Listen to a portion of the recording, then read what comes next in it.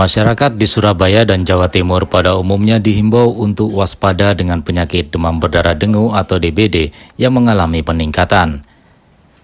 Penyakit yang disebabkan gigitan nyamuk Aedes aegypti ini tak hanya menyerang anak-anak namun juga kalangan orang dewasa.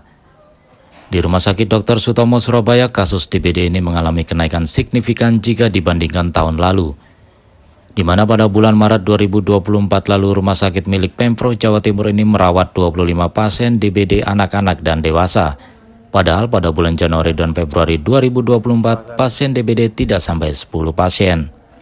Menurut Dr. Dwi Yanti Puspitasari yang menangani kasus pasien DBD di RSU Dr. Sutomo, dari 25 pasien DBD, 5 diantaranya sempat menjalani perawatan di ruang ICU karena kondisinya yang memburuk. Kasus DBD ini meningkat dikarenakan faktor cuaca di mana hujan mulai jarang turun sehingga nyamuk Aedes aegypti berkembang biak dan bisa jadi peningkatan karena siklus 4 tahunan. Demam berdarah 3 bulan terakhir ini memang ada terus ya, tapi memang di bulan Maret ada peningkatan kasus yang cukup banyak.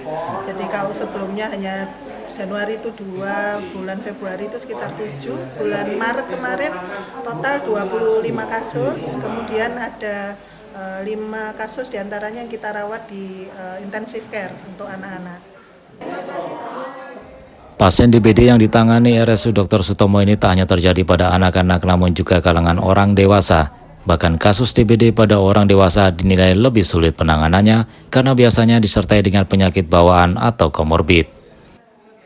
Kalau di pasien-pasien dewasa itu memang biasanya yang cenderung gejalanya lebih berat itu memang biasanya pada pasien-pasien yang ada komorbid gitu, seperti pasien yang kemarin kita rawat di sini itu 3 diantaranya masuk ICU itu semuanya dengan kehamilan. Jadi dia datang dengan demam berdarah dan sudah sampai shock gitu ya, jadi sudah sampai dengue shock syndrome gitu. Tapi akhirnya kita rawat di ICU beberapa hari, kemudian berangsur-angsur membaik dan kita pulangkan.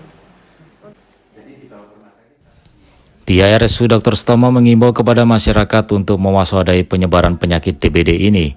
Apabila mendapati anak-anak atau anggota keluarga mengalami gejala DBD seperti tubuh panas atau demam, kepala pusing, perut mual, dan ada bintik merah di kulit, diharapkan segera membawa ke rumah sakit atau ke dokter terdekat.